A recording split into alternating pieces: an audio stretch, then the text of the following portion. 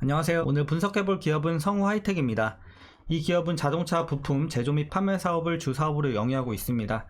자, 월봉으로 차트 보시면 뚜렷한 특징이 좀 있습니다. 이제 과거에 갈 때도 시원시원하게 갔습니다. 이때도 한 10배 올랐고요. 이때도 상당히 많이 올랐고, 하지만 내려갈 때도 10분의 1 토막 아주 시원시원하게 내려갑니다. 오랜 기간에 걸쳐서요. 그래서 여러분들 이제 초장기 투자하시면 좀 큰일 날 수 있는 기업이고, 이제 투자 기간에 있어서는 뭐 단타도 좋고, 뭐 스캘핑도 좋고, 스윙도 좋고, 중기도 좋은데, 여러분들 너무 장기로 막 1년, 2년 넘게 이렇게 보시는 건 좀 위험할 수 있습니다. 그래서 웬만하면 1년 안쪽으로 좀 구간 잘 잡고 투자하시는 게 좋아 보입니다. 자, 그래서 이제 최근에도 계속해서 좀 올라가고 있는 흐름인데요.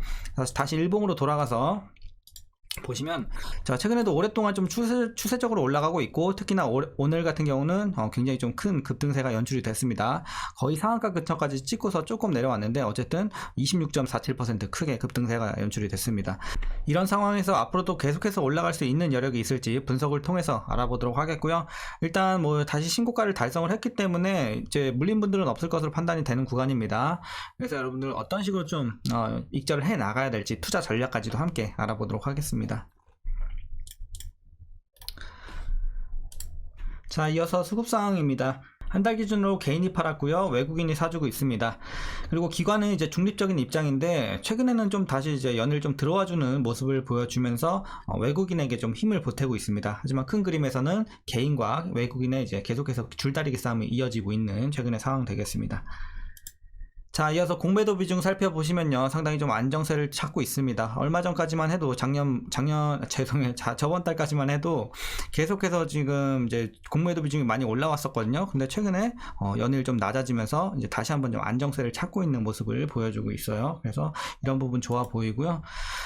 이제 이를 증명하듯이 이제 대차장고도 최근 들어 계속해서 연일 4, 5, 6, 7거래일 연속으로 줄어들고 있는 모습은 좋아 보입니다. 다만 이제 과거에 비해서는 좀 올라왔거든요. 3개월 전보다는 조금 올라왔는데 최근에 다시 한번 우하향하고 있다, 이런 점은 긍정적으로 보여지기 때문에 일단 공매도 이제 걱정은 그렇게 크게 안 해도 될 것으로 보여집니다. 자, 이어서 동사 재무제표 분석 시작해 보도록 하겠습니다. 2018년도 매출부터 보시면요, 3조 4천, 3조 3천, 2조 9천. 자, 꾸준하게 좀 떨어지다가요, 한번 눌리다가 올라갑니다. 이제 3조 3천, 3조 9천, 그리고 특히나 올해가 좀 많이 올라가죠. 4조 6천까지 개선세가 들어오고 있고, 자, 영업이익도 마찬가지예요. 당기순이익도 그렇고 한번 눌렸다가 올라가는 최근의 3개년도 되겠습니다. 당기순이익도 적자 기록했다가 턴어라운드 되면서 약간 횡보, 그리고 올해 크게 개선이 됩니다. 그래서 어쨌든 최근 들어서는 개선세가 들어오고 있지만, 특히나 주목해야 될 건 올해 좀 주목해야 된다. 왜냐면 개선세가 굉장히 좀 크게 올라가고 있기 때문에, 자, 작년 대비해서도 굉장히 많이 오르죠. 영업이익도 뭐 2배 이상 오르고, 당기순이익도 거의 뭐 3배가 좀 더 넘게 오르고 있기 때문에, 자, 이런 부분 좋아 보이고, 자, 부채 비율 보시면요, 159, 160, 160, 150, 150, 160, 거의 150에서 160대에서 왔다 갔다 하네요. 그래서 뭐 부채 비율이 어마어마하게 뭐 많다라고 하긴 그렇지만 조금 부담은 있다, 이 정도로만 여러분들 보시면 되겠고요. 이어서 ROE 보시면요, 2, 3, 마이너스 4, 과거에 굉장히 좋지 못했습니다. 하지만 이제 4, 3, 이제 재작년, 작년 개선세는 들어왔지만 수익성이 그렇게 개선이 되지 않았거든요. 하지만 올해 역시나 기대가 되는 모습, 두 자리 다시 한번 진입을 하면서 10 정도 올해 보여주고 있습니다.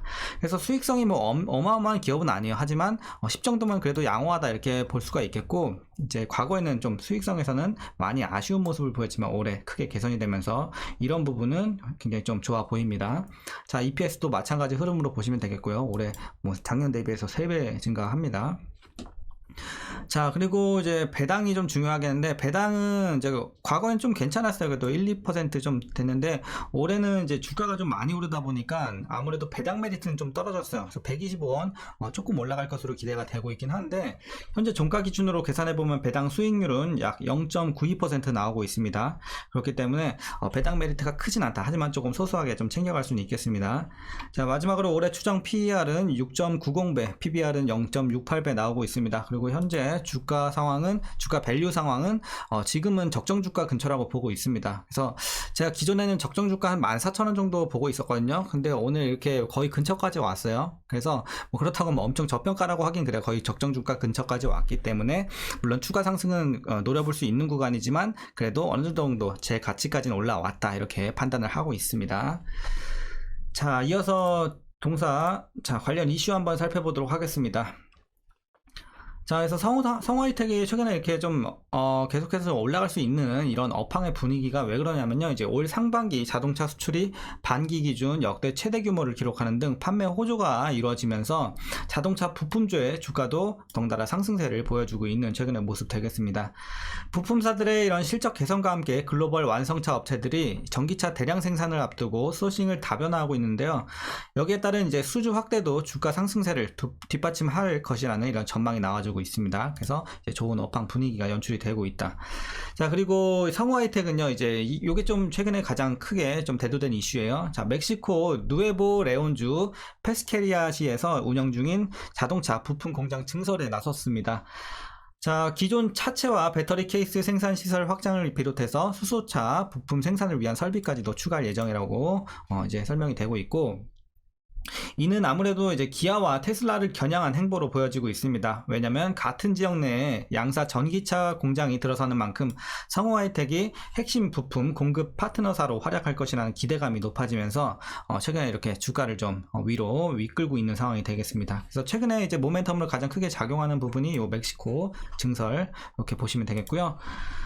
자, 뭐 이슈가 크게 많이지는 않아요. 그래서 이제 마지막 이슈인데요. 이제 성우하이텍이 지난해에 이어서 올해에도 300억 원대 이런 대거 이렇게 R&D 투자를 계속해서 좀 투자를 할 예정에 있습니다. 그래서 이제 현대차, 기아, 한국 GM뿐만 아니라 해외 완성차 업체로 전기차 부품 공급을 향후에도 계속해서 늘려나갈 계획이 있고요. 전기차뿐만 아니라 이제 하이브리드 자동차, 수소 연료 전지 자동차의 이런 차체와 차량 경량화에 대한 제품 특허까지 늘려나가고 있습니다. 그래서 특허도 굉장히 많이 딴 걸로 알고 있어요. 그래서 이런 부분도 향후에 좀 기대가 되는 부분이 되겠습니다. 그래서 전반적으로 일단 업황도 좋고 재료도 굉장히 좀 살아있는 상황에서 주가가 많이 올라가고 있는데, 자, 이제 마지막으로 여러분들 투자 전략 말씀드리면서 영상 마치도록 하겠습니다. 자, 다들 뭐 짐작하셨겠지만 일단 신규 진입은 안 돼요. 너무 많이 올랐기 때문에 반대 의견 좀 드리겠고요. 그래서 보유자분들만 좀 대응하는 영역으로 판단을 하고 있습니다. 자, 보유자분들 어디까지 보시는지 제가 목표가는 드리지 않겠습니다. 일단은 신고가를 기록한 상황에서 이제 머리 꼭대기를 맞추는 건 의미가 없어요. 네, 그거는 이제 신의 영역이기 때문에 지금 목표가를 잡는 거는 의미가 없다고 보고 있습니다. 다만 이제 여러분들이 뭘 해야 되냐면요. 일단은 지금은 챙겨놔야죠. 제가 항상 말씀드리는 게 많이 올랐을 때 이제 분할로 여러분들 무조건 챙겨 나가셔라. 그래서 지금은 제가 봤을 때는 최소 절반에서 70%까지는 좀 익절하셔서 두둑히 좀 챙겨 놓으시고 나머지 비중으로 왜냐면은 여기서 이제 급락이 한번 나올 수도 있어요. 그러니까 매물이 한번 나왔다 올라갈 수도 있거든요. 그래서 추가 상승을 좀 노려보시되 한 번 정도의 더 급등을 노려보시되 나머지 이제 소액 비중으로만 제가 뭐 예를 들어 70% 익절했으면 30% 비중으로만 추가적으로 급등 한번 더 노려보는 이런 전략이 저는 좋아 보인다고 생각을 하고, 만약이라도 이제 단기적으로는 좀 매물이 나올 수 있는 구간이기 때문에 매물이 나오더라도 이미 익절을 대부분 많이 해놨기 때문에 걱정이 없는 거죠. 어디서 정리를 해도 걱정이 없다. 왜냐면 이미 이득이 많이 챙겨놨기 때문에. 자, 그렇기 때문에 여러분들이 심적으로도 부담을 많이 줄여줄 수도 있고 포트도 안정적으로 좀 가져갈 수 있기 때문에 이런 식으로 여러분들 항상 급등이 나와서 어느 정도 적정 주가 근처라든지 고평가 구간까지 갔다면 무조건 좀 챙겨 놓으시는 항상 이런 버릇을 들이셔야 됩니다. 자, 그래서 이제 고평가 구간까지 조금 더 추가 상승을 노려보시라는 거고, 일단 지금은 좀 어느 정도 절반 이상은 챙겨 놓으셔야 됩니다. 그리고 밑에서 들어가서 수익이 많이 나셨다 하시는 분들은 한 70% 이상 챙겨 놓으세요. 이렇게 보시면 되겠고, 물린 분들은 따로 없기 때문에 제가 대응 전략을 말씀드릴 필요는 없을 것 같습니다. 그래서 여러분들 이렇게 좀 대응하시면 되겠고, 추가 상승을 노려볼 수 있는 구간이지만 단기적으로 차익 매물 떨어질 수 있는 이렇게 구간으로 보시면 되겠습니다. 그래서 여러분들 제가 말씀드린 거 참고하셔서 좀 전략 잘 짜보시면 좋을 것 같습니다.